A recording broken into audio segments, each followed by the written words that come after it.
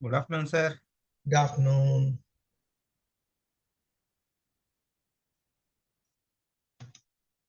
Okay, I think we should start in the interest of time. Very good afternoon to all of you. Good And afternoon, we are sir. today Good on the afternoon, sir. ninth session Good of afternoon, sir. very good afternoon of this course on instructional design. And the last session was slightly we had issues of technical. I had, of course, problems at my end with the result that we lost some time and I could not complete the last session, though I had made it a point to send the PDF for the presentation. So let us do a little bit of recap because of the situation then. If you recollect, we discussed on e-learning and how it grew rapidly over the last 25 years, almost 1,000%. That was the increase that we could see in the learning space. And we discussed the components of e-learning, you know, starting from learning objectives, then how do we navigate, how do you incorporate multimedia interactivity. With some examples we did see from right from PowerPoint to podcasts and all that, webinars. We also identified several benefits of e-learning and which have come to stay. And uh, cost, of course, is one reason. We can track progress of people taking part in the courses. But there are a few drawbacks, which could be technology and dependence on over dependence on it, obviously, and the motivation lacking for people to attend a session online. Time management also is an important challenge, which we discussed about. It comes across with e-learning, and that's one of the best ways to make e-learning useful to us. Then we went on to present some best practices. How do we ensure that e-learning modules are made more attractive, can be more engaging, and things like that. And then we took up on storyboarding, which is a very essential step in which a graphical portrayal is made of a narrative or a script, and it is divided into sequential scenes and how it is organized, planned, how is it simplified, and how communication is done. And then we touched on three tools for storyboarding, which is Camtasia, then we had this Articulate 360 and Adobe Captive. We also learned about SCORM, which stands for Shareable Content Object Reference Model, its features, and that's a prerequisite for constructing the LMSs and the training content by referring the existing standards and how it works through content packaging and how a piece of content should be delivered in a physical sense. That's what content packaging is. And then we have this runtime communication and where how interaction can take place with the LMS and how sequencing helps to navigate the course. Then we learned about LXP, that is Learning Experience Platform, through which we can prioritize learners' experiences by pick and choose options tailored to individual needs, unlike a what you call a course where it is just given to be absorbed. So LXP has come of late, which can people can use it, you can choose whatever they want to. Then we discussed about mobile learning, though it was not part of the course. I thought this is very important because even 5-6 years back, also mobile learning has come in a big way. I shared of my own our experience and how it has as an extension of e-learning. It has helped in making learning move from any time to anywhere learning, and there are very distinct advantages. Of course, a few limitations over e-learning, and we also discussed about the differences between mobile learning and e-learning. And mobile learning is here to stay, and corporate learning, we as trainers or training managers will have to encourage because of the habit we have all got into of referring to our mobile screens much more than reading books or laptops. So that's something which we can capitalize on. Of course, there are a few limitations like distractions, then the technical issues or Wi-Fi not available, wireless network not available, and all that. Of course, there are specific tools that can be used for developing mobile learning also. Normally, we take whatever e-learning is available, made it compatible to mobile learning, but there are specific tools which can directly be used for mobile learning. There is no e-learning per se, just direct to mobile learning. Then we began to discuss about the knowledge management, the types of knowledge management. That's where I think we stopped. And let me now share that part from where we stopped, and then we'll move on.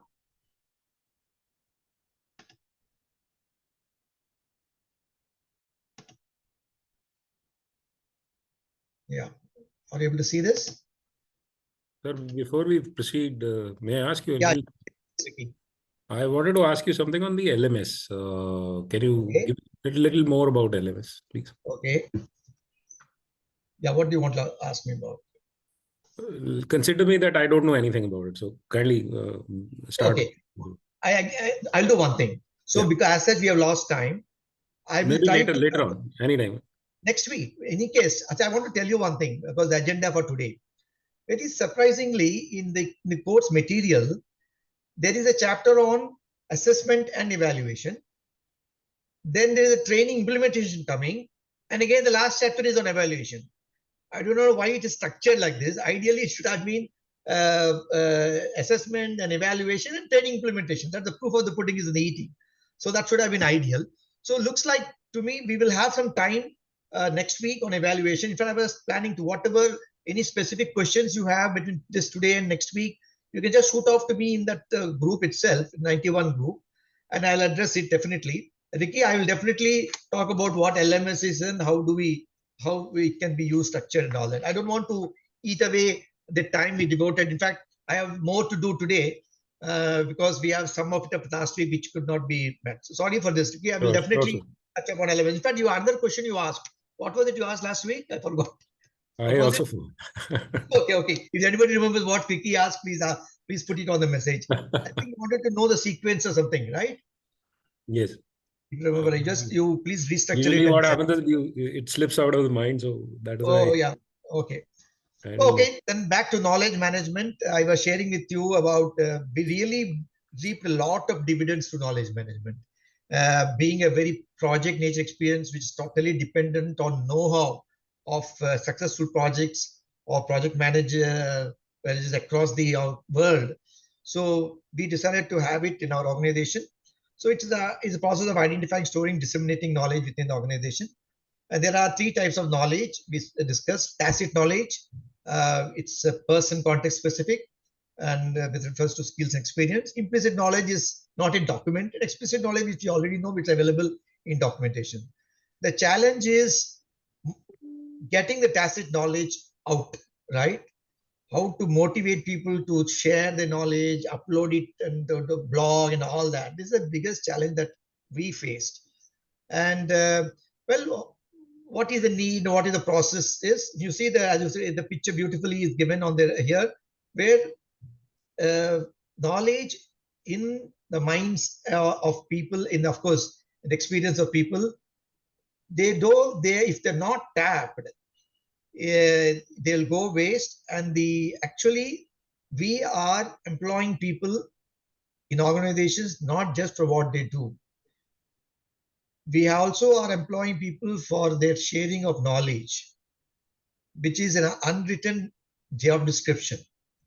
And it is our responsibility as training professionals, learning professionals, to ensure that we tap all the knowledge available in the organization as best as we can. That should be our priority.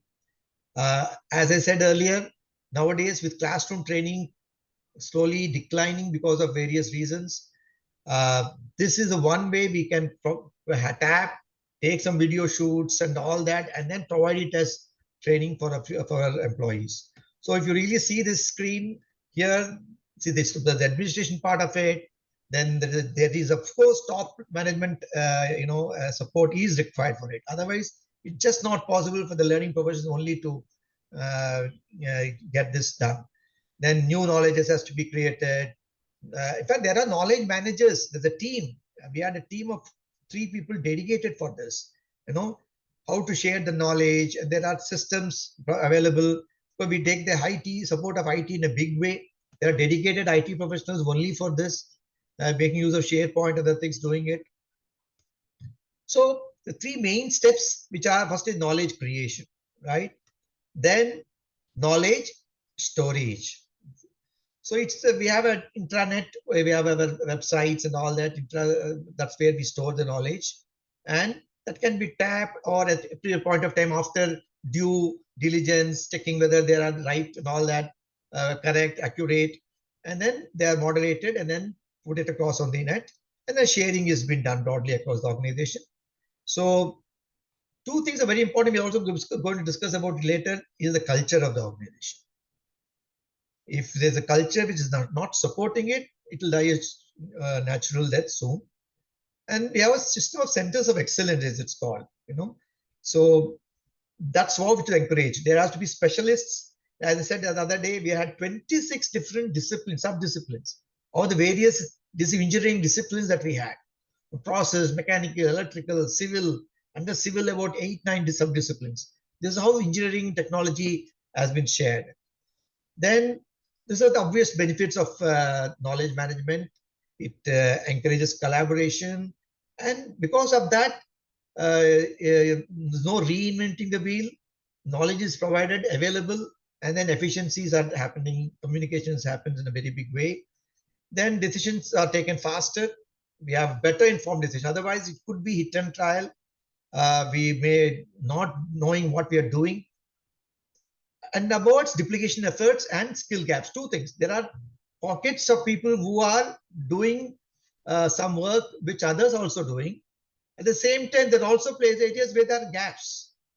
So how do we measure those gaps and then try to, even that can be used for redistribution of resources as well. Then preparing for crisis, because this is a very challenging situation we have. So when people leave, there is no successor, or some reason or other people separate, and for their own reasons, they may not share knowledge. This is very, very important, because today technology is so vital in every aspect of business. And however much we think that we have the Google, we have all the network and all that available, and there is so much of tacit knowledge which is actually done there in the organization. Unless not shared, there's going to be a lot of losses in the organization.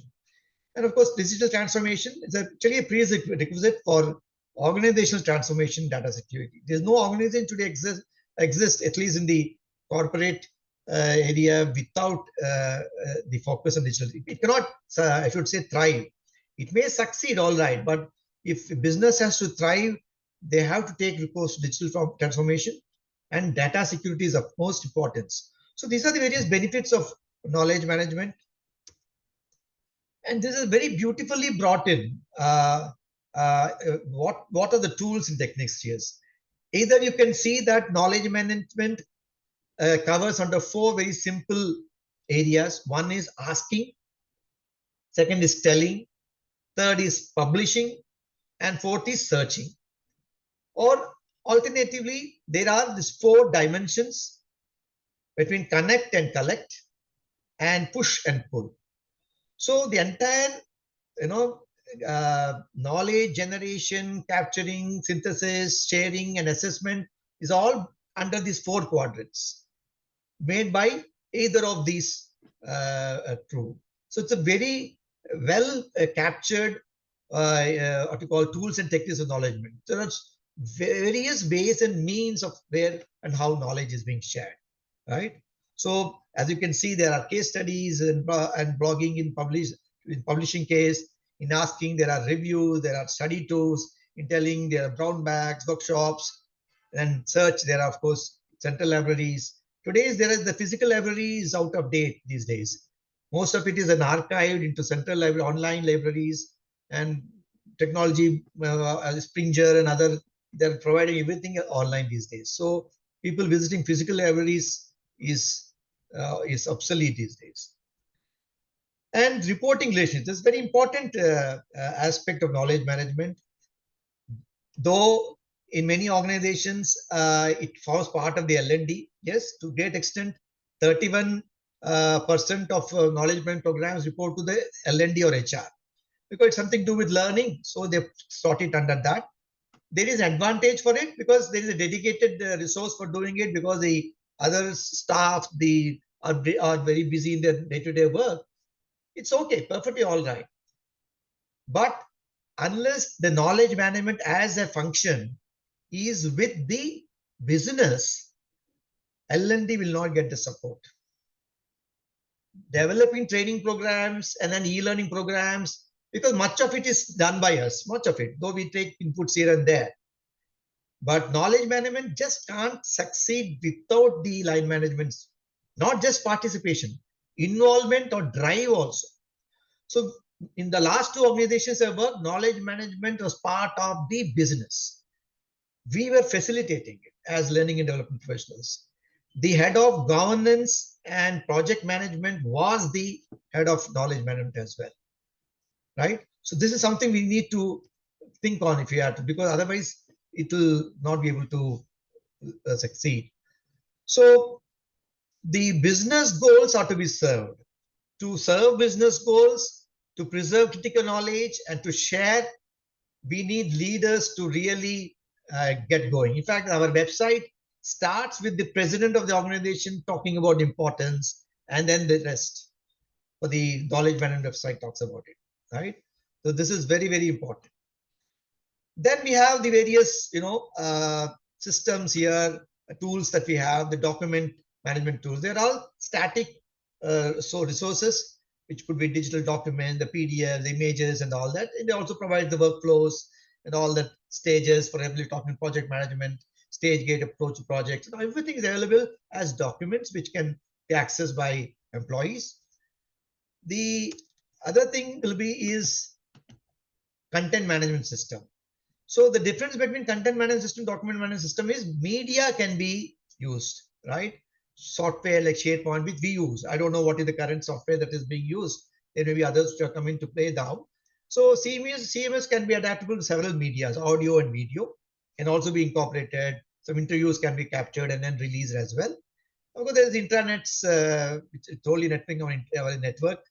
And wikis also are there. So wikis are also popular knowledge management tool where Wikipedia, I don't know how many of you have access to Wikipedia. You also have a access to edit those content if there is something which is wrong given or maybe news that has happened.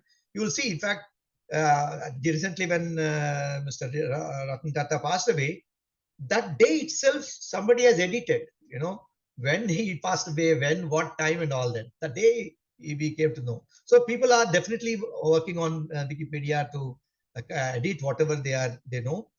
And data warehouses are there available everywhere. Today, artificial intelligence and machine learning are really empowering problems. Today, as I make a presentation, even you ought to notice, even in Zoom, you have an AI thing also. You can use AI to make an online presentation. So technology is simply galloping in such a space, and we are actually losers if you're not trying to leverage that. So how the KM should be accelerated? I said earlier, there are two very important things. One is how do we, the culture is developed, right? How management time and again calls for managers, executives to learn and share, right?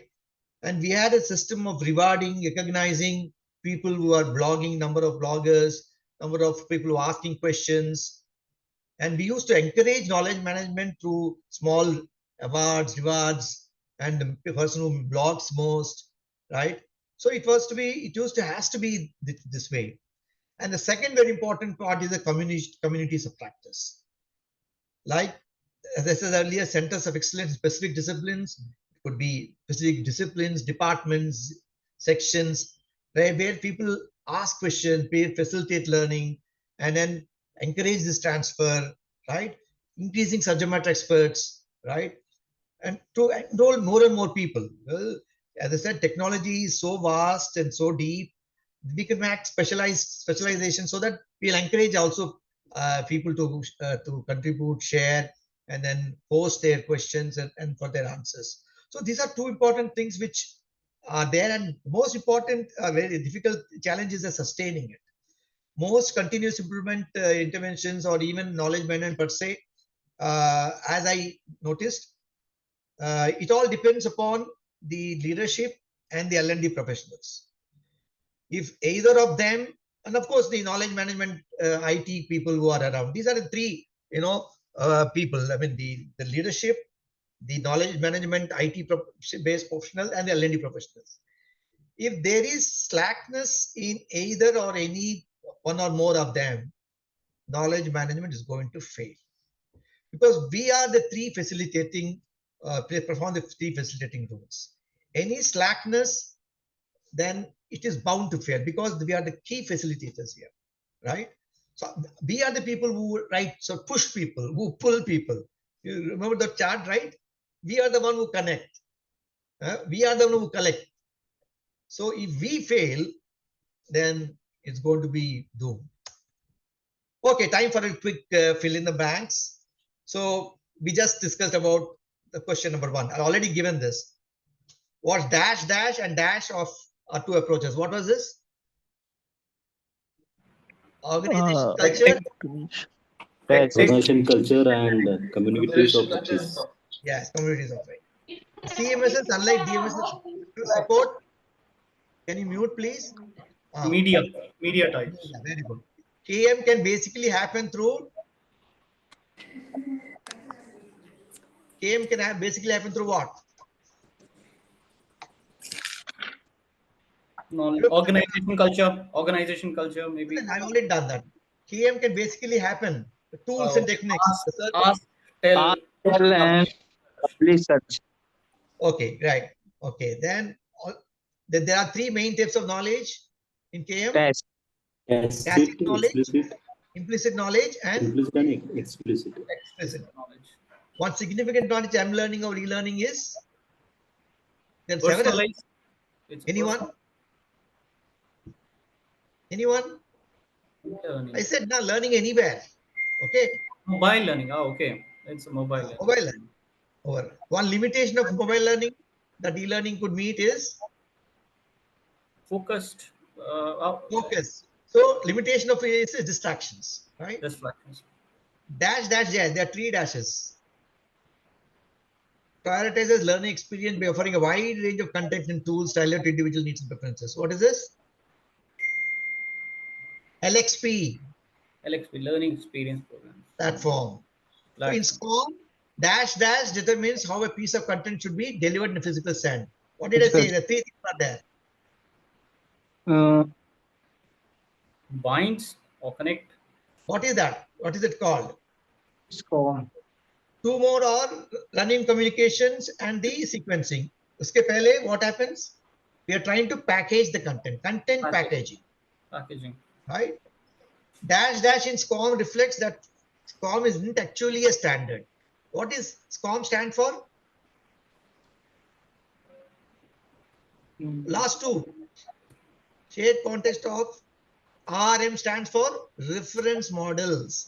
So reference is already there, which reference we develop the e-learning material. So shareable object. Yeah. Okay, shareable. So dash is a graphical portrayal of narrative concept of skill for e-learning.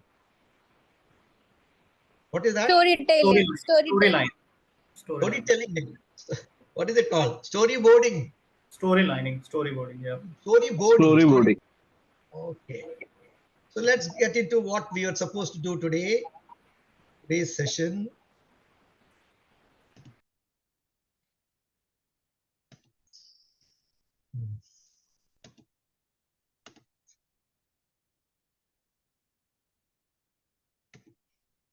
So as I said, today there's more, assessment and evaluation is one part, and the second one which we're going to cover is the trading implementation part. And the next session next week, we will cover the evaluation in detail, particularly Patrick's models and whatever about LMS and other, whatever doubts, questions you have, you may please put it in the group, or you can message to me. I'll try to do justice, and then if time permits, I will take another half an hour. If you do not have a session at 4 o'clock, I'll definitely take it. Okay. And in my sessions, in particularly in the slide, this particular presentation today also, I've incorporated some of the Ds. Remember the 6 Ds that I've been time and again informing you. I'm also trying to cover what are those Ds, as I did earlier in sessions, that come under assessment, evaluation, and training implementation as well. Okay, assessment and evaluation. What is the difference between these two? Are they the same? Most often, people misconstrue that they are the same. And even training professionals use it interchangeably. What is your take on it? Are they both the same or different? No, sir, both are not same. Okay, what is the difference? Assessment means what is the result outright Okay. after completion of the and evaluation. In that we can see beyond that what improvement scopes are there, or what we can say, what other impact is there, Right. and innovate, how we can innovate even further. Very good, very good, very good. So evaluation is Evaluation, something far going. Assessment is like yes. the gauging. Evaluation means there are some parameters. Hmm, So on that parameters basis, we can evaluate the person. exactly, great.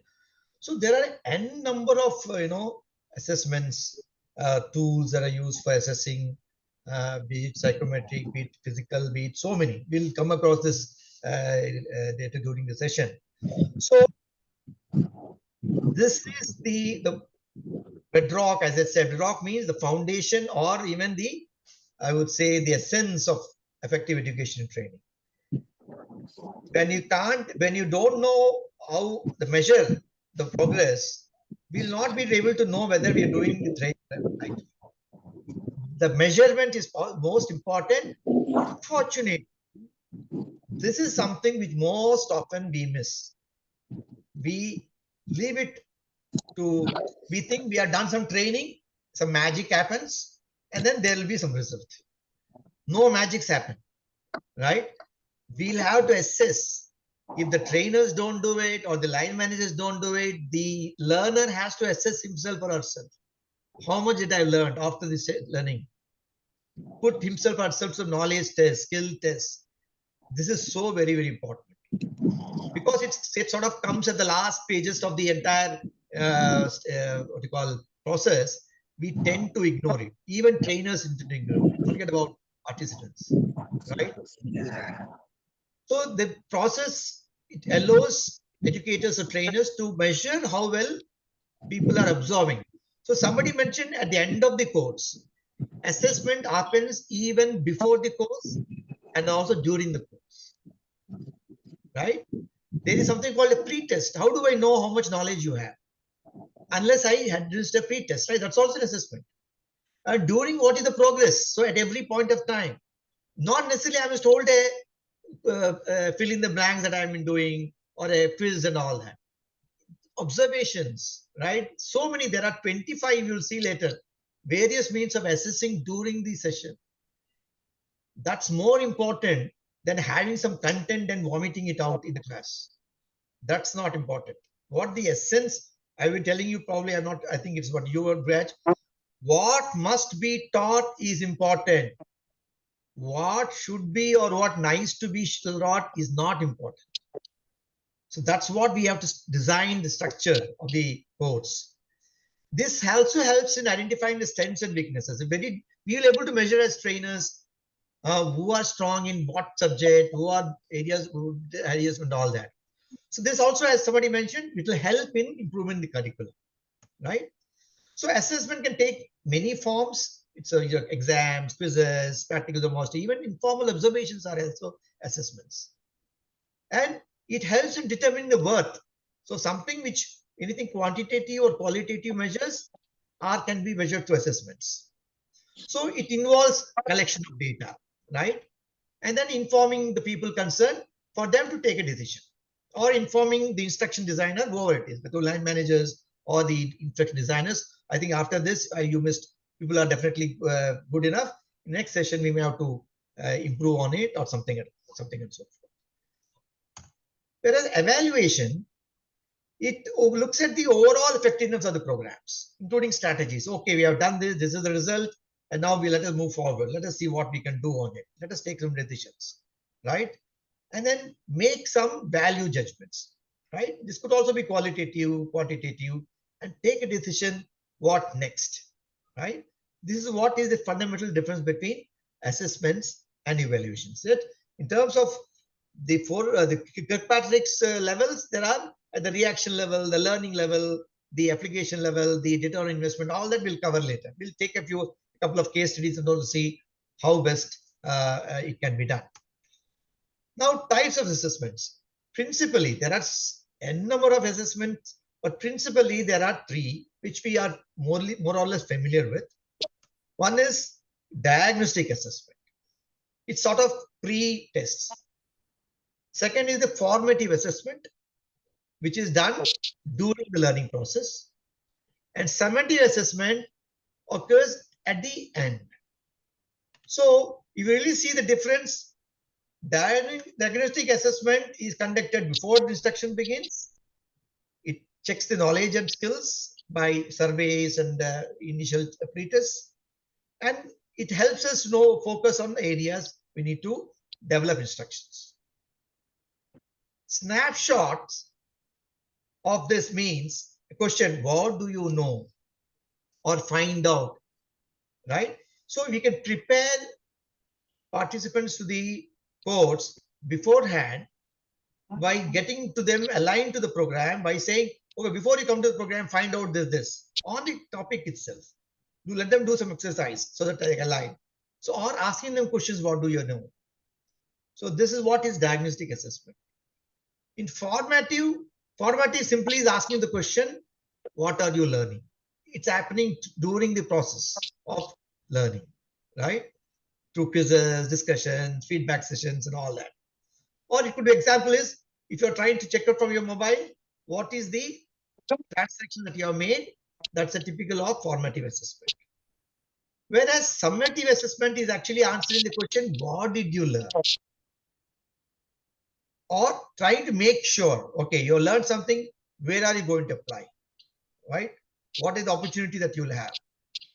So it's almost like the end-term project exam, final exam, and then it helps in understanding the overall, learning. So these are the three assessments which we are mostly familiar, but not maybe as a topic, but we do it. We also do several assessments. I'm just sharing with you the other types. Norm reference assessment. So it's how a student or a learner is compared with others, so that we have standardized testing where scores are ranked. Okay, how would this student measures with respect to the other, and then through ranking. Criterion reference assessment is based on a criteria as someone earlier, right? There are specific criteria. For example, driving a car or whatever vehicle. Then there are so many points to really assess the competence of a driver. The way he starts, the way she drives it, the way she observes the signaling. So many criteria are there. So there are weightages for each, right? And this is what is criterion reference assessment. Ipsative assessment, an interesting name, is a self-assessment. If I am a person who wants to grow, right? Okay, how was I earlier? So how am I now? It's all in self-assessments done through his or her own initiative. That's what IPSA is a Latin word for self. Dynamic assessment is where you have a person learning and adapting.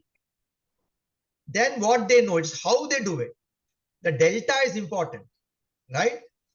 There are people who should today, organizations require people who are having a learning agility. I may be from the IIT and the IIM. I'm the top-notch guy. I'm joining the organization. But after joining the organization with a fat salary, I stopped learning. I believe that, okay, I am a brand now, I will be taken care of. That is no longer true. To what extent I am being agile, how much I am learning. The past is gone now, and there are cases I have myself seen in organizations I've served. So those brands may not be valid after you join an organization. There are people who come from lesser known institutions who take up the learning curve so fast. They have a diary, they have a journal, they'll note down what did they learn today. They are the people who are going to succeed in future, who become the CEOs. The fact that only 17% of IIT IIMs are CEOs in the organizations today. 1-7. Well, these are several assessment strategies you can see, and they are brought under 4 different, areas. Multiple choice, true, false, matching is already given. You have to just pick and choose. What we have been doing at the end of every section is what is the constructed response strategy. Fill in the blanks. I already give you that material. Only you have to fill in the blanks, right? Unlike these selectors where everything is given, you have to only pick it up, right? Here, I may not give everything. They are fill in the blanks. Asking people to write an essay, writing some short answers, developing a concrete map, by mind mapping sort of a thing, flow chart, graph, table, pictorial illustrations, or what are constructed responses asked by the facilitator to the participants. Now, performance assessment can happen during the training, depending upon whether it's skill, knowledge, and all that, or at the end of the session, or through a project. How people role plays could be one, like dramatization, as I said, debate, having people to counter some others' views, then presentation skills, right? All that come under performance assessment. Informal assessments are where are you questions informal. It can, if you don't, it's not a formal structure per se, right? You just can pick up one participant asking some questions, right, and ask someone also to reply. These are all informal assessments. Like interviewing could be informal assessment. Then observation as you move around the class, or even doing the e-learning course. Of course, most of your videos are raw. I do not know who is learning, who is not, but that's something which we can see, right? How do I main checklist is also informal. How quickly people are after a session are writing these are the things that I should do, ensure. Journal setting I mentioned, making a diary, right? Let people think loud, right? Okay, this is what is the scene. Now, what do you think can happen, right? So these are all some informal assessments which can also be used for learners and the trainers as well. And it goes on. Rubrics. The earlier part you mentioned the matrix, right? Rubrics are that clearly defined matrix is there. So everything's clear. What is the skill level, knowledge level on various topics or various areas with reference to the role or the job description of the individual. Then quizzes and tests, we have mentioned the formats that are already available. Surveys. These days we have technology, the Google surveys and all that are available. You can develop some surveys and administer it. So observation checklist, make a note as a trainer, learner, and then give some feedback later. So what is the student worked on the project? What is their progress over time? So these are also assessment tools. We are just not knowledge tests. There are so many other ways of assessing knowledge. Performance, giving them a challenge. Okay, go back and then giving them some development plan. Ask them to report back. This is all something which we can see. And of course, learning analytics. So today, and Ricky was asking about LMS. LMS definitely helps us in, through the digital platforms using data. So there are, in the learning journey, the tests that you complete, the manager's remarks, right? And action plans, projects, so many form part of an LMS, right? So the learning analytics help us to simply pick up who is where at what level, tracks progress. Today, why today? I'm talking when 10 years back, I don't want to name the organization. I don't know whether I shared with your group. I was in Abu Dhabi with when I was at L&T, more than 10 years, yeah. And there were multinational company guys who were actually they were trying to provide us project management tools. As a facilitator, I went there. It was in Sharjah. So when the meeting was over, there were two guys. They were taking up a test. I asked them, "What are you doing?" They said, "This is part of the daily work. They are to do some tests." I'm talking about 12 years back. So that's what they're doing. They have this. They get credit points when they complete a test. They also to write down, okay, we did a session on values and behaviors, and on what did I do today to demonstrate those values and behaviors, right? All that they have to make a diary and present it, put it up in their system. So this is how people are doing it. Well, there are characteristics of very good evaluation or assessment instrument. There are many. Even if you do the top four, which is validity, reliability, objectivity, adequacy, which are basic level. Baseness as objective is there. That's good. If you want to go deeper, better, then discrimination power, practicability, comparability, utility, all that come into picture. What are each of these characteristics? If you go through this, you will notice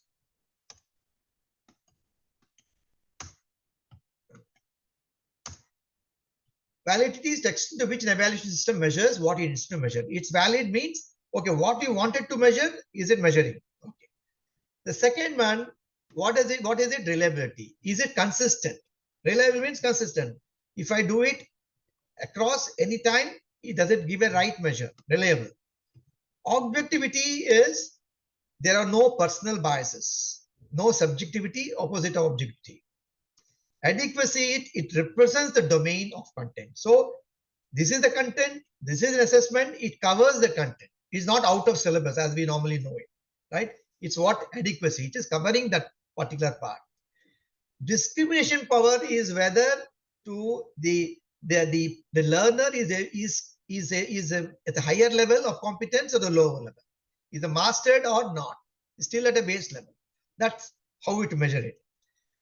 Then practicability is to how easy is it to administer, and how how affordable it is, right? There's no point in putting up a high cost tool, right? When we want to do some measure, use small, simple ones. That's what is practicable. Comparability is where we try to see do different routes, different times, but the same or equivalent levels of attainment is made. See, same awards reach through different routes. Okay, so that is comparable. If you do this method, I'm able to get the same results. Whether it is fill in the blank, whether it is match the following, I'm getting to assess. This is the knowledge level of people. And utility is it just meets practical requirements. So if I am talking about skill, knowledge is okay, important. Skill means we have really measured the performance of the person on the workplace. So that is what we need to assess. We cannot certify a person, or as I said even the earlier session, just because you attended a training program doesn't mean you are certified to practice it. No. So same way. Yes, Abhijit. So these pointers which you are suggesting, are this is coming from any particular research or any particular model you were referring to, or this is from mostly from your experiences as well as the practicality part in the field? Oh, yeah, this is available reference I referred from. It's not available in your textbook as well, but I can say for sure at least 5 of this I have used.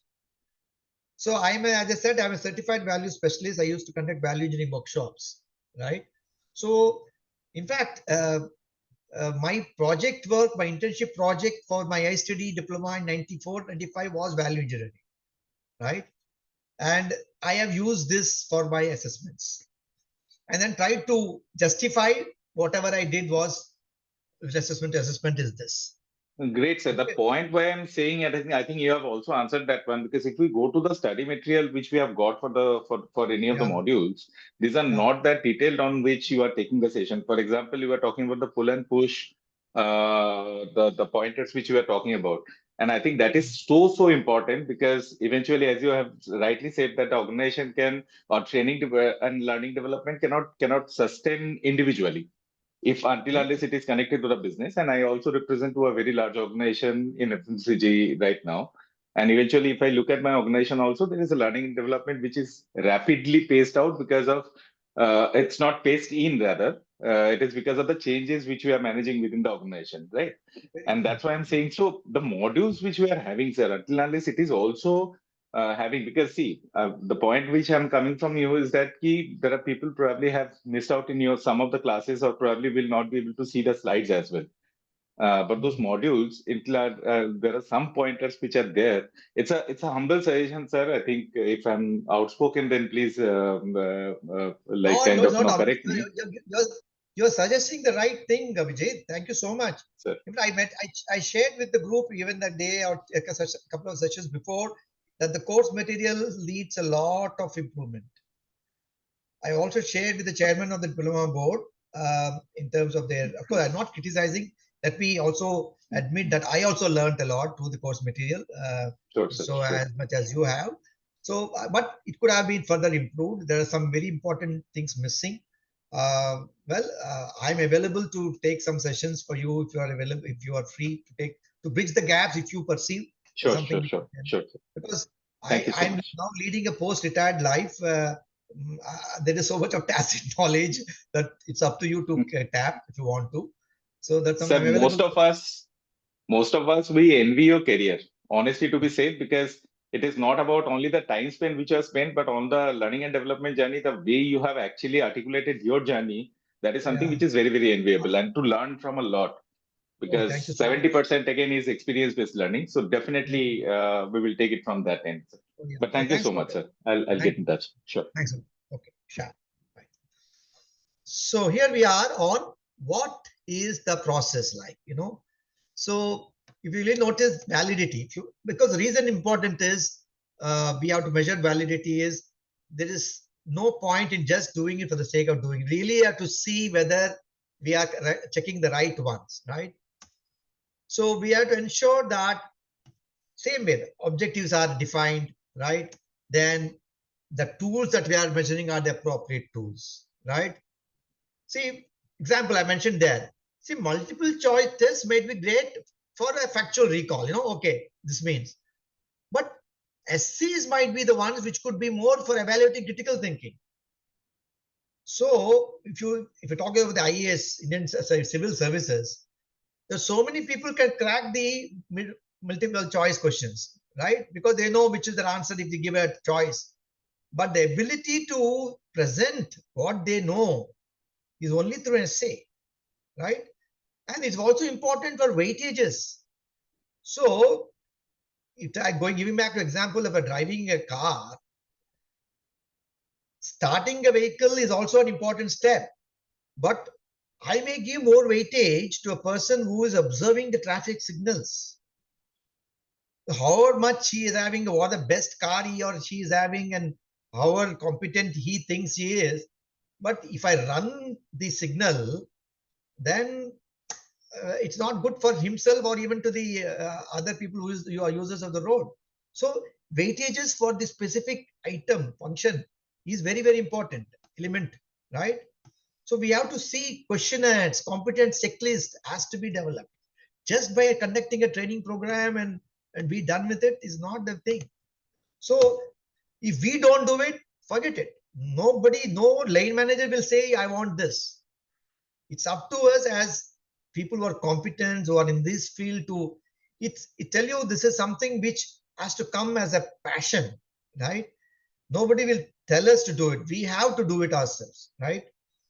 Now, validity of we talked about validity of content as well. This is very important. Whether the content is covering what is very important, right? So it is covering those three aspects, domains, the cognitive, the psychomotor, the affective domains are all covered and proper weightages are given, right? If it is the behavioral area, then we have to focus more on affective domains. I mentioned it in a few sessions back, right? If it is a physical skill, it should be psychomotor domains. It is more thinking, knowledge, and all that is cognitive. So we'll have to structure the entire evaluation process to measure that part only. So we have to run a pilot test, right? And then see how it is worked out so that it can be run through other areas. Then we have to analyze the pilot, whether it's become reliable, seeing the consistency of results through the pilot, whether this is coming in right, and then with the measuring, it's measuring actually. So revise the assessments based on the feedback, and then improve for clarity, fairness, relevance, and so on and so forth. So I'm giving you two examples how I've developed a competency. I mean, this is available I also to assess. To the other part is available, I think, in your course material to assess intellectual skills. Right now, it's typically this could be a format, a template, the name of the employee, job role, section, date of assessments. Then you have the so after conducting a session on intellectual skills or maybe cognitive thinking or whatever, how do I know this person is really done it? So you will, as a trainer, right? You are using you have put a quiz, right? How he or she has answered, right? Yes, okay. Then flashcards, they have shown some cards. What is it meant for? Then whether he or she is summarizing well, is able to see the competence is also put in the brackets there. Knowledge, comprehension, application, analysis, synthesis, evaluation. These are all the competencies required for intellectual skills, right? Now, we as trainers or instructional designers, we'll have to incorporate in the entire material opportunities for the learner, for the trainer to ask these questions or observe these things happening in the learners or the participants. We also sometimes not possible to do it in this classroom. We will have to see it how this is be applied by putting the survey to the manager, supervisor. So after this over, then we have this. A minute, why this is happening? Okay. Remarks. Then this is the completion. So once you know this is yes, yes, yes for all, then only we can say he or she is competent. Even with a single no, he or she is not competent. So we'll have to give an opportunity again. Okay, we found that you're not able to break down into in parts and explore relationships. So please work on it and give some case study, give some example to analyze it better. Once we say yes for all, then only we sign off and the supervisor or manager will sign. And the same thing for a road surveyor, right? Excuse me, So, sir. yeah, Ricky. Since if you talk about the group of people is small, conducting this thing is very easy. For example, somebody is a very big organization, as the gentleman who was talking before. He was in FMCG. So conducting it on such a vast scale, how do you think that is conducted? Because Okay. you got your own people, then you've got channel partners, and you have to train everybody. That's The why I line- told you. Yeah. Sorry, Vicky. I told you, right? I told you. Now, in fact, I'm going to comment when you're discussing about training implementation. That's the last and the most important. Who is responsible for training in your organization? If your answer is training department, then God save your organization. I completely agree with you, sir. And I think since Vicky sir was also talking about, my name is Vijit. I agree completely. I think line management play a very, very vital role in that way. So But I usually what agree. happens is when you talk about the line managers, the sales heads, they are too pressurized with their own works, so they don't consider this as very important because being a I am trainer. with you. I am with you. I also face much more than you have this Yeah, problem. So I put because as I aged, then I had I would say my grayer hair. Now, of course, it's dark. So to ask this question, okay, if you don't want to do it, then how do you know this guy is? Why did you send him for the training program? true. You don't want to do it, then why do you send him for the training program? I don't want to do this training. And the irony, sir, I'm sure that you will also agree on that point, is the irony is that I don't know, I don't want to know also. It is also, it is a problem. Well, See, you're it's saying that possible. with a novel purpose, somebody is coming to the training program, but bringing into training program also is a big challenge.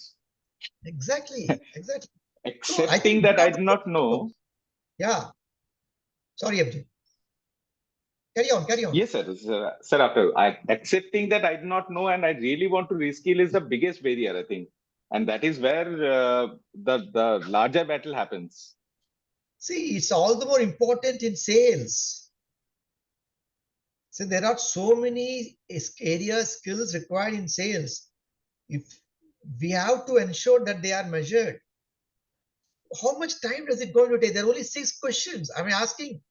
There are only 7 questions. Absolutely, I don't ask you 20 questions. 6, you have to measure, check whether this guy is doing the right way. It hardly will take 10 minutes or 20 minutes over a period of time. You give after 1 month. Okay, you just see what is your view about it, right? And then that's absolutely, how sir. And that's where that actually we have got a silver lining actually by the way of doing it is that when we actually have demonstrated this concept that this is something which actually make your job more effective, more productive, more efficient. That is where the buying comes. I remember I shared about this is what happened. Are yaar, Ravi, तो कहाँ यार time इसके लिए सब and all that. True. Then I said, see, you want to pull your hair more. This has not happened. This target has not been achieved. This guy has not done well. This now you want to do it every day in day out and take work home, or you don't want to do it. I of course I don't want to take work home and run around people. Then better do this. Do this because you can give the immediate feedback. Look, guy, you've not been doing this. Come on. तो वो नहीं करता है मेरे को करना है it's all your failure as a manager. We are given an opportunity for the guys to be trained. They are not trained, and if you are not taking responsibility for it, then don't expect us to do it. And then don't unnecessarily get frustrated for no reason if you're not able to do your job. Of course, this I could not do in my earlier stages, when I was to deal with much senior people. But I could do as the head of the learning organization in the last 15 years. I could definitely question people, right? Okay. So for a road surveyor, this is what has to be measured. This has done this right?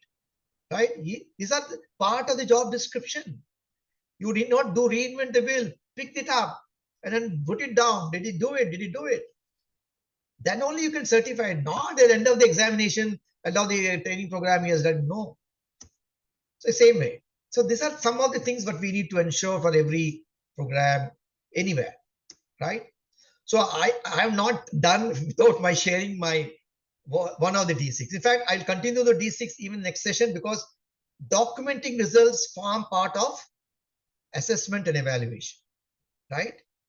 So the as I said, if considering everyone is into business, right? The business results are to be achieved, then as its quote is given here, you, your leaders and your investors are interested in learning only insofar as it improves performance and get business results. So if it's not giving results, that's what you can say. You can use this as a thing. So if you want to get business result, then we have to carry on this learning further, not beyond the classroom, beyond the e-learning. So why to document results? What is the use? Any questions? Why should I turn on AI? Okay, somebody put a question. Yes, why should I do document results? What use is it? I'm asking you a question. Effectiveness. How important it is? For evaluation purposes. You asked me to turn on AI. I don't know why you asked me to turn on AI. There was a message that I got from you, sir. And maybe there was a mistake. Okay, I'll ask a simple question. Where would you invest your personal savings? In number 1 or number 2? Yes. Anyone? Number two. Number 2, sir. Two, sir, obviously. Two only, obviously. Number So 2. you have to, if you want to do more training, you want to be recognized, you want to really get business results, then you will have to have documents. whether they are after the training program, these are the results. Let me tell you, though I have been for 15 years heading the organizations, this is the most challenging part, getting training programs done very well. But this is a period I also used to face challenges because of not cooperating of people concerned, because it is not my job, it is their job. Somehow we used to do it, but not to my full satisfaction. But I don't want that today. See, those days and up till 5-6 years where technology was not so advanced. Today we have so many surveys and all that we can put and all that, ask them. Now take this case. I mean, it's all continuous improvement, ladies and gentlemen. We have got to continuously improve again and again, right? So what this DJOS has said, the Royal Dutch Shell. First, Shell is one benchmark company for training and development. In fact, you can see the website of Shell. The amount of focus they do for is phenomenal, phenomenal. So he talks about, well, when you talk, in fact, Shell believed in training so much, right? Their only thing is, how am I better than my competitor in every aspect of the process? That has been there, and the focus is so heavy. The line managers really used to take responsibility of training there, because they knew this is their bread and butter. If they don't do it, then they'll not be able to reach efficiency of scale, right? Now, why did I put a picture of this archer there?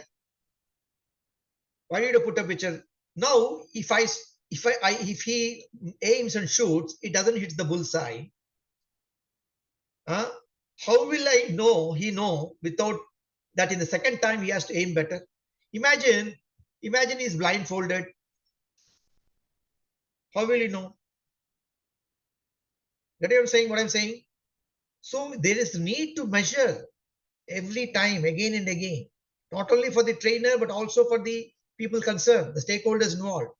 You have to continuously measure.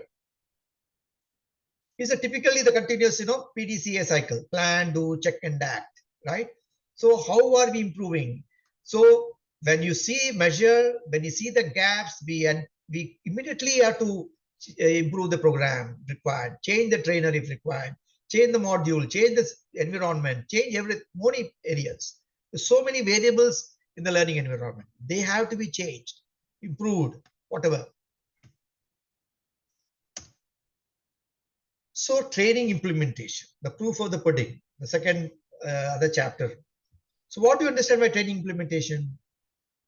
What does it mean by training implementation? It's only doing one part of it, or it has a gamut of several areas? What do you understand by training implementation? Sir, my take would be that starting from the training need identification to the end result, which is like whether he have trained or not. I think this whole thing would be the part of training implementation. It's a no stone unturned approach. Everything is important for training implementation. If you don't do the first thing is not right, then things will get diluted, right? There will be, so it's almost like a chain, value chain. All are equally important. So there are three fundamental things important here. Learning transfer, this D, drive, learn, learning transfer, which is D4, right? Or training application is very important, and is the toughest part of the system.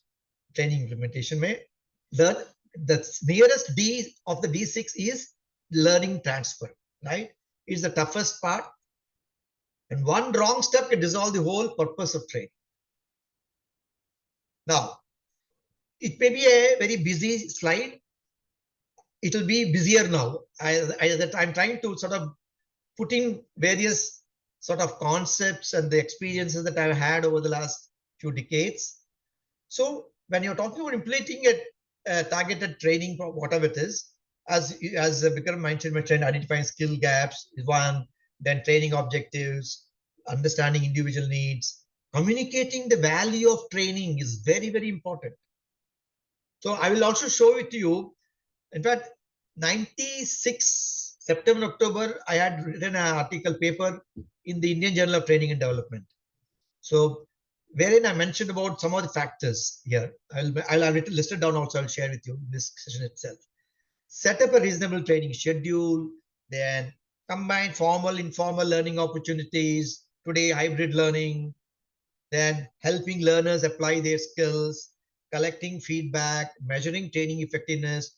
These are the basic, 9 steps for implementing a training program.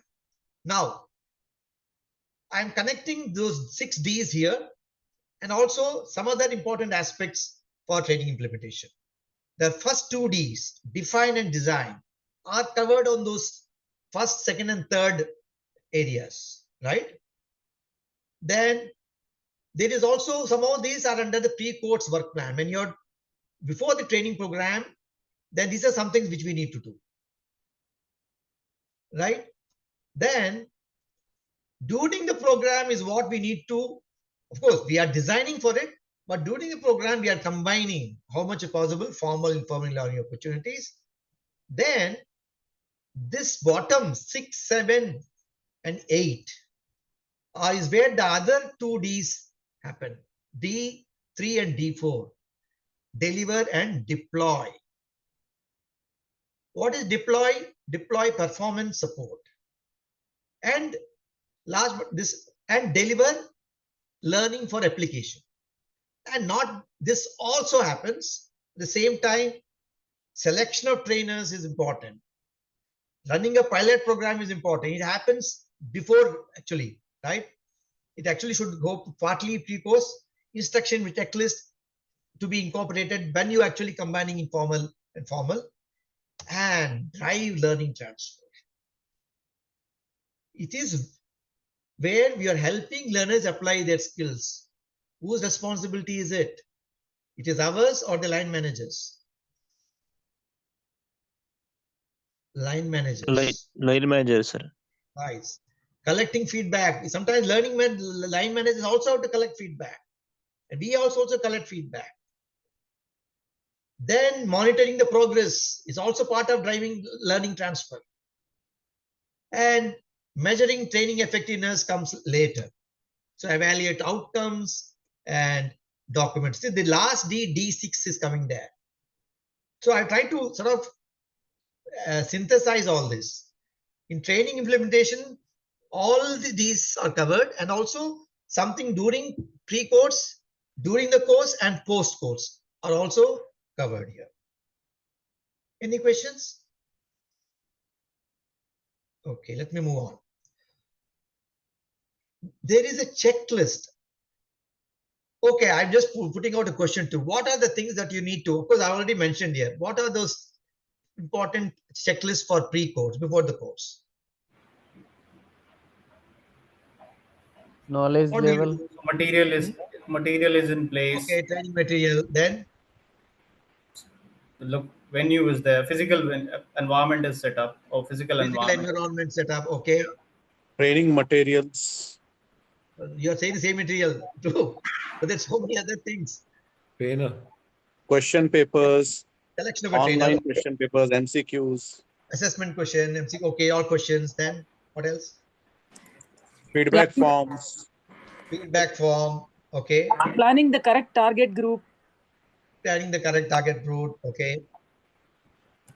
Anything else? Mode of manpower bucketing. Pardon? Manpower bucketing. Okay.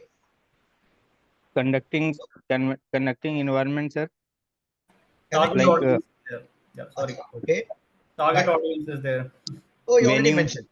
Anything new? Okay. See, venue. Okay, venue and all that. Right. So Trainer's preparation, sir, is a very, very vital thing. very much trainers preparation. In fact, I'll also bring it under quality as well. So first and foremost, do you have the approval for the training program? Very much important. You will have to get the buy-in for the people concerned. Talk to them. So this is a program that's happening. You're nominating these people.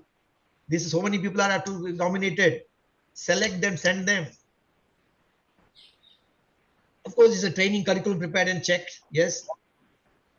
Trainer, the right trainer, appointment at the scheduled time, easy or available. Because this is based on my experience too, and some is available. Some trainers are there, and then we don't check just by those days before the email. Even the letter won't do. Take a phone, we give a phone call. There's so many times breakdowns happen, and we have to cut as a trainer sorry figure. It's because we are not close the feedback loop. Right? Emails people don't see. We'll have to talk to them, ensure that they are coming. It's very, very important. Or get your team members who should do it. Freeze and slot schedule for training. Communication to trainees, others for the schedule. Check the availability. Talk to people. Get your team members to do. All that has to be done. Today, you have, fortunately, your WhatsApp. For any program, make a WhatsApp group. Then make that voting, polling. Because you will know who are coming. That's also where these luxuries we did not have 35, 30 years back. But still we have to call people, phone and all that. Now you have this WhatsApp poll also. You can get anything you want. We know we can easily see what are the gaps. Of course, running a pilot control. It's a new program, a test area program, doing a pilot. Pilot need not necessarily be the participants. You just have your own colleagues around. You can just pair about an hour or two, just bring them out, and then just get them in the feel of what this program is. Materials, training materials, fitness checking, whether it's correct or not, available or not, and then the modules which are interactive. You're using e-learning, whether they are right. There should not be any technological breakdowns. Hospitality, of course, these are referred to classroom trainings, whether the rooms are in order, the illumination is right, everything is available, the material and all the facilities. Logistics, are you a central L&D department of people coming from various sites? Do they know the route to the bay to the beach, the venue, the hotel or some venue? Have you supplied that? DPL, all that customer service is required, because to shoot a trainer is very easy for them. Shoot the training department is the easiest thing to do for them, right? If they're not doing anything, if they're not responsible, then the easiest person is you and me. So we'll have to have a no stone unturned approach to this pre-course planning, right? And most important is exciting the potential participants, the benefits of the program. Are you sending teasers before the program? All that is very, very important, like an ad, advertisement. IDA we also discussed during the instruction design process. Are we creating attention? Are we creating this excitement to attend the program? Right? All this is so very important of these days, because this is the expectation, right? That's all about the pre-course. And well, these days everything is online in organizations, just by swiping it before the program, before the classroom also attendance is swiped, but they are still conventional means. Now during the program, so what are those during the program that you will ensure? What are they during the program? During the program, the training aids, the PPT should be at place. Whatever we are going to show them, projector, mic, if we are using collar mic, if we are doing outside, or if in-house training is there, facility, then projector should be working. The the running time for that pilot, the PPT presentation should be seen in early morning. Then question papers, MCQs should be at place from second day onwards. Yeah. Great, Vikas, great. So there are a few more others you would have missed, not because you do not know, maybe it's not come on the flow. Our trainee is reporting the program as communicated venue. That's very important, right? See, there is nothing better. Of course, there'll always be excuses for the line managers or the head of departments or whatever, or some senior person to say, you need to appeal to the person.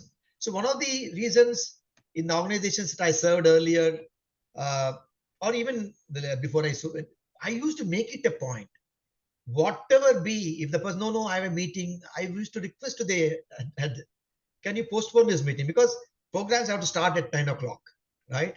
Or 9:30, whatever it is. I used to, can you just put off this meeting? I need only 10 minutes of yours, sir, 5 minutes of yours. I want you to set the context. Your guys should know the importance of this training. Even there are cases where the senior people are, yeah, you're taking me too far. These were the comments they used to make. I used to tell them, for whom, sir? For myself or for your people? I used to be sometimes quite upfront. Well, when you have this passion, when you see there is something which you're working too hard, I don't care. And we don't care about the rewards or the bonuses that I get because of the perceived behavior of mine. But I believe the organization should benefit. I believe my participants should benefit. The efforts I and my team are putting should be realized. So embarrass the person, embarrass the leader, over, and pull him into the context session. Even for 5 minutes, show his face. I tell him, at least show your face and goes.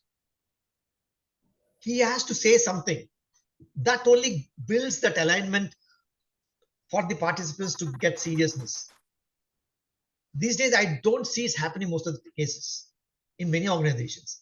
The trainer comes, or maybe the HR guy does it, poor fellow, or the trainer manager does something, and the trainer does his job and goes. This is so very, very important. Now, ensure that there is somebody for inauguration, somebody at the close of the program, at starting, ending, when action planning, somebody has to be there. Introducing the trainer formally and the trainees. This, of course, there is the name tags, because you're having persons for, it's very difficult for a person, the trainer, to remember the names. Make some name tags. These days they're available, right? Folded things, put it across. You're doing it 25 years back, all this. So we have to coordinate programs, support, administration, ensure availability of all people, preparing trainers and facilitators. Of course, it can happen before bid course as well. And preparing means, of course, if it's a 3-day long program, asking them, so how are you? Well prepared now? All that, putting them on toes is very important. Here is the training manager who is checking me. He is not taking me for granted. So how are you, sir? Prepared? Well, so any help required from me? Anything you want me? All that will put him on these toes. Facilities, all that are in place during the program, catering, activities, assessment are in place, they are conducted, feedback, oral, written, safety precautions also. All that, start the program, well, if there is a fire, then this is what it is, housekeeping, all that has to be shared too. This is during the program. Post-course, or post-program. What do you think are those important things? After the training program? Evaluation, sir. Check the audience understanding. Feedback. Pardon? Make sure Post everyone outcome. attend the test. Okay. Attend. Right. What else? I think once, I'll just add up. So evaluation is something which is obviously will come to the floor, but beyond that also the felicitation, which is who had actually done what. That's one sense which I generally do. Also to give them a teaser about that, what is the upcoming one, what we are going to do it with taking forward their learning journey. That is something which we do. Also at the past part of the post course, there is one thing which we definitely do is to define an action plan on what we have done and sharing it with the line managers. Then that gives the integrity bond, like for example, what they have learned and what they are projecting there. So that's 3 of the additions from my end. Very good, very good, very good. Thank you. Feedback. So distribute surveys and all that and connect them, because interviews, managers too, if required, right? Analyze the feedback. Review, identify areas of success, opportunities, where gaps, objectives, whether they're met through tests, quizzes, and activities, action plans. Report the results to stakeholders. So this is the program we had. This is how the feedback. This is what has been analyzed. This is what they applied over a 2-month period or a 3-month period. Then only we get the buy-in for future programs and their commitment to training. They should see results, right? And additional resources required, whatever, to the trainer, for forthcoming programs. Support. No, these are all coming under deployment performance support, right? Post-course, whatever is required. Do you need any other sources of material? Do you need some coaching? Do you need some information, more information to ensure implementation of your training, whatever you learned, to reinforce your learning? Asking people through emails, through messages, whatever. Feedback and evaluation. See and ask whether we need to change future. Any corrections have to be made for the next batch. All that has to be done. Not wait till the entire target population is covered. There's a possibility to make improvements in every session by session, course by course. All that can be done. If there's something which has been done, action plan completed, we have to announce it, right? So do not, I again repeat, it's part of the 60s as well. Don't give a certificate at the end of the session. Let me tell you, I have received n number of certificates. What use is it? Is anybody going to ask? Nobody is going to ask your completion certificate. No one, nobody has asked me. But there is some sort of a psychological thing that, give them attendance certificate. Okay, you attended a program. Don't say a successfully completed training. No. When I say successfully completed, it means he has proven the evidence that he has applied the learning, period. So we have to only recognize people who have successfully applied the learning and derived results, which could be audited also, right? Continuous improvement. As I said, the PDCA has to go on and on and on and on, right? Document those learnings. Learnings not for the people, our learnings, right? What went well, what did not go well, and all that we have to, and so that we can improve. And what is the impact of the training over a period of time on the participants' performance and on the organization? Of course, this comes under the 4 levels of evaluation as well, right? So this is what happens in post-course. So what I'm going to cover now is that paper I mentioned, based on my experience, because I learned over 4 weeks, over 4 months, I would say, attending what I call the systematic approach to training, way back 25 years back. Oh yeah, 26 years back. On what is this? They used to have a program called training of training officers. Everything was, of course, we were not at that point of time. The technology base was not that extent, but there was so much under the sun that was being covered. Now, based on that, I just put together and then decided these are the things that we need to see to assure quality in training. And what is written here can be audited. And eventually, I was fortunate to be the internal auditor for training for the organization and work, and also the external auditor too. When the consultants wanted to do an external audit, I was lucky to be picked up to be an external auditor along with them. So I was visiting all the steel plants and doing this audit. So training in analysis, is it done? Is the target population covered? Correct? Is identified? What is the target population? It is not for every Tom, Dick, and Tiwari. This is the size. This is the level. This is the area. This has to be clearly mentioned, right? Training design and objective has to be developed. In fact, what we did was for trust area program. Decided for these are the programs for the leadership, for the middle management, for the workers or the supervisors, for the technicians. These are those people. This is for quality. This is for cost. At least about 10 trust area programs were identified. We ensured standard procedures were written on each of these 14 points I'm writing now. Standards, training standards, procedure manual, trainer's manual. Then selection of training. How do we select faculty or the trainers? How do we train them? How do we ensure that the faculty is updating his knowledge and skills? Has he or she gone through a training of training officers program? All that we should do. Then facilities required for the program. If it is a skill, is a workshop-based training where you have people to learn some skills, what are the facilities required? All this should be mentioned in the document. What are the assessment designed for the achievement of those learning objectives? Develop it. These are the pre-test, post-test. Selection and pre-briefing of participants. They have to be clearly nominated.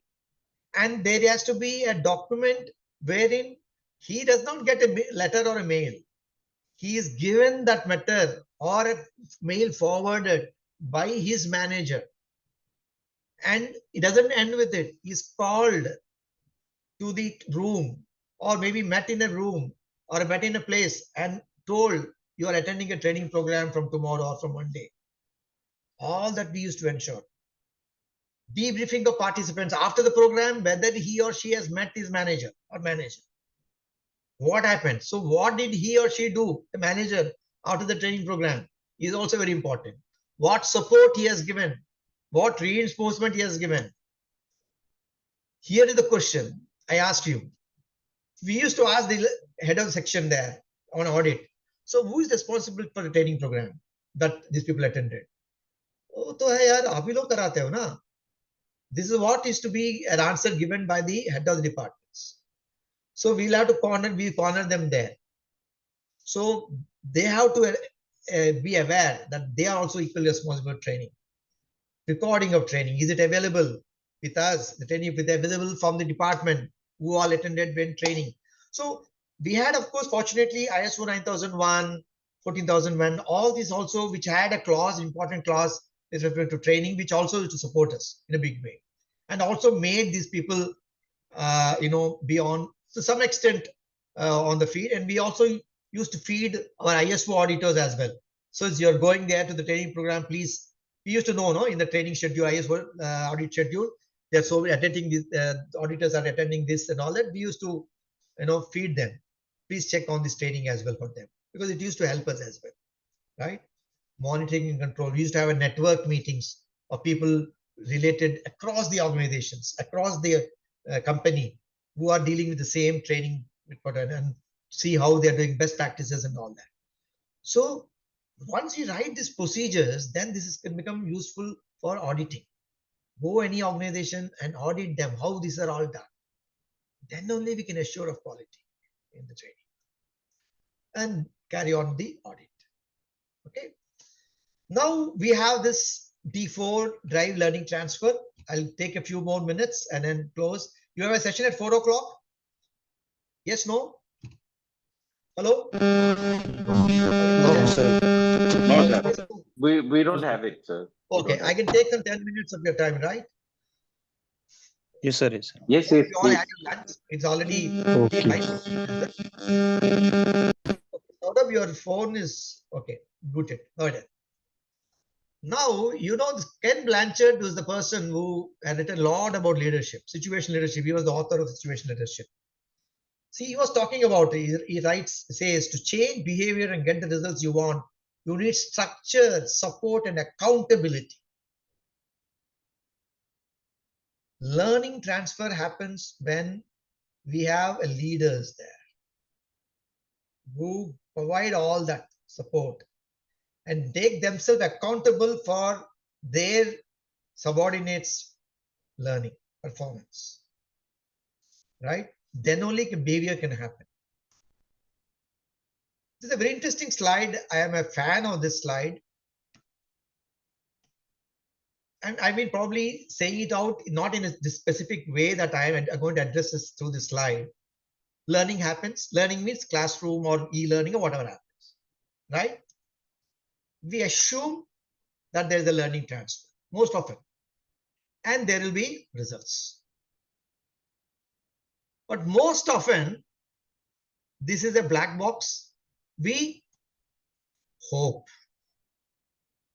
हो जाता होगा, हो जाता होगा, है ना? उससे result बन जाता होगा. But without setting and committing expectations through action planning, through their resolve to do this over a period of time, learning transfer will not happen. You know it.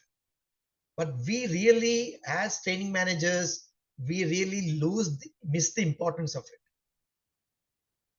That's the most challenging part for your participants.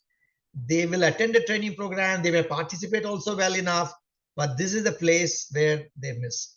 So right from the way before the program, even pre-course, we'll have to feed them, tell them you have to complete this action planning, get them to commit. Then only we'll be able to get. So hope is not a strategy, right? It's almost like process, right? We have to have, in fact, I think I had a slide which is missing here. See, learning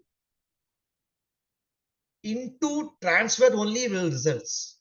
Learning into transfer is equal to results. A simple mathematical equation. If results transfer is 0, then results is 0, right? So we have to ensure that learning transfer happens. It's almost like a process approach, right? So there's an input. Input it can is synonymous to learning here. Process, which is our learning transfer or operations, and then output is the results. So in a process, in a manufacturing, you have the Six Sigma and all that, you're aware, right? Less than one defect per 300,000 million. Are we, as training professionals, counting this knowledge transfer, learning transfer as the defect also? Lack of it as a defect? Let me tell you, if really count this as a learning defect, there will be thousands of defects across the organization.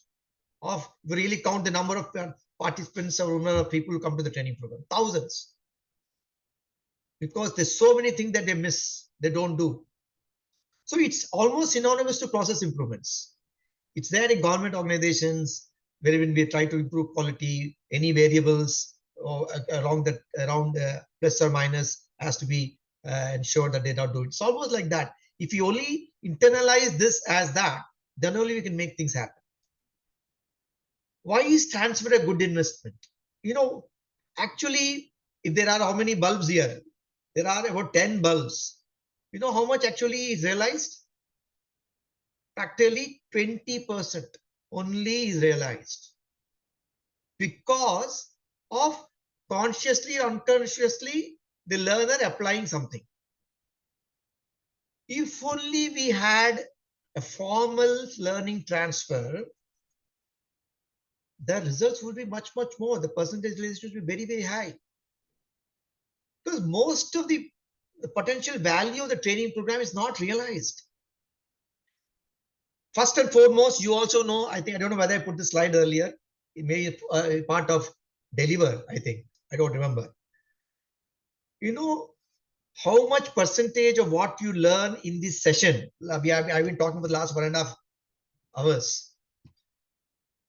How much you really remember and apply? You know how much? 30-40%. How much? Just guess. 10-20%. Sir, it is Yes. 30%. 10%. Oh, you're optimistic. I go with 16% only. That's the average that says. Okay, Yeah. 20%, I give you the benefit of doubt. If I am after you people and asking each one of you, okay, you attended this instructional design program, come on, show me results. Then only I am successful, but perceived successful, right? Because I'm not following up with you. What did you learn? What did you apply?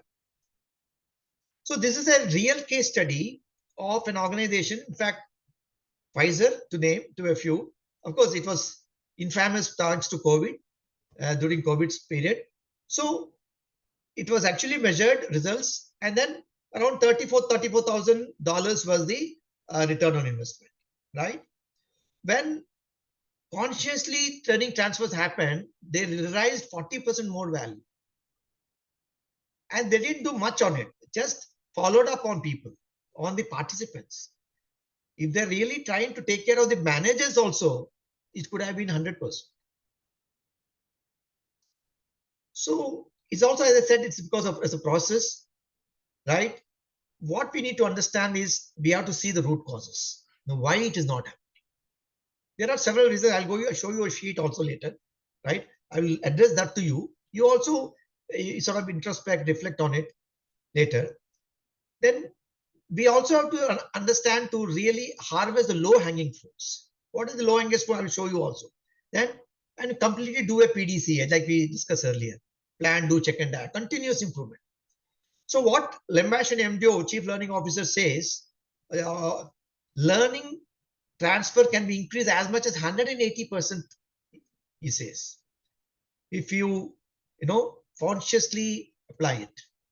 So what is the root causes? Something beyond the obvious, immediate causes, which are the heart of the issue, right? So these are the root causes. So how do we identify the root causes? Like, for example, If I'm asking you this question, factors, right? If you try to answer these 4 areas, factors, what will you see normally the root cause of a training failure? Any one of you, or if you put it in percentages, 10, 15, 20, what will be the major one? Like they will not, Relate your own they will not give experience. importance. Pardon? They will not give importance. Pardon? I didn't get you. I'm sorry. Importance they will not give, sir. No, I want you to identify the factor in the sheet, in this table. What do you think is major cause of failure? Sir, this is first, second, and third 10%, and last is 70%. That is inadequate structure, support, and accountability after training. Got it? Got it? Invariably, it is so. I'm not saying it may not be, training may not be the right solution as well. That also could be there. There's no point in, breaking your head on something where training is not a solution, right? So if something on motivation, it may not be training. It could be because of salary. It could be of some bad manager. So many other things, right? So that could be the root cause. And even under that, what is the specific reason? See, the bottom line is, this is what I put in learning transfer, right? Since training itself is really the point of failure, trying to improve the training won't help. You're beating a dead horse. The greatest opportunity to improve the post-training environment, which is learning transfer. The problem is in learning transfer, right? The low-hanging fruits are, what are these? No, there are small, if you list out those things, it will not be possible to attack everything. Some bad managers are bad managers, period. You just can't do anything. But there may be a few things around the participant, about the learner, about the structure, about his peers, we can try to solve. So just pick them up, right? It's natural for us to get frustrated. Because manager is not supporting. What do we do? It's okay. Well, try to see what else little things that we can do. Help that person to do. Identify and address them first. At least you have that. Yes, who is this iPad? So there are 3 important elements for transferring climate. I'm quickly going through this. 3. You have a question? I didn't get your name. It's an iPad. I probably thought you have a question. Sorry, sir. Sorry, sir. It's okay, ma'am. It's okay. So there are 3 important things. One is ability, second is motivate, and third is environment. Uske pehle, these are all answering the question, will I? Will I be motivated to make the effort? Will I think it will help me? Will anybody notice if I do correctly? If anybody notice even if I don't do correctly, rightly? What do my peers think? All will I, not necessarily can I. This will I has to be improved. Will I? Ability, motivation, and environment. So these factors, specific factors, has to be addressed by each one of us. And there's a lot of impact that the environment, the people around can play for improving a person's ability, motivation, and environment. So what is also very important is, okay, after the training, how are we following up? There is a reason why these post-it slips are there. To make him remind. Why are advertisements continuously, you are seeing cricket matches, right? Don't you see every break, there's the same ad coming? Why is it coming again and again and again and again? The company is spending millions of rupees. Why? This bombardment is so important for us to, of course, you may decide to buy or not buy. But here, when we as training professionals bombard them, okay, what did you learn? Not every day, just over a period of time. Send some teasers. Have you done it? Send a manager. Has he done it? Has he applied? These are important. You can have you did not do it physically. You set a timer. Now, fortunately, these days you have e-learnings, emails. You send this mail at every days interval. Every Monday, this will come. As long as, you know, he sends back an action plan completion, an IDP completion, this will go on sending a mail to him with copy to the manager. We are not utilizing the power of the emails. We are hardly using 10% of the power of the emails. All these are possible if you are in training profession. And I'll just 5 more minutes. I will cover it. Of course, there's a fill. If you want, I will break and then do it next week also. I leave it to you. Whoever is saying continue, I will continue. Otherwise, I'm sorry I took out 15 more minutes. I do not hold myself to.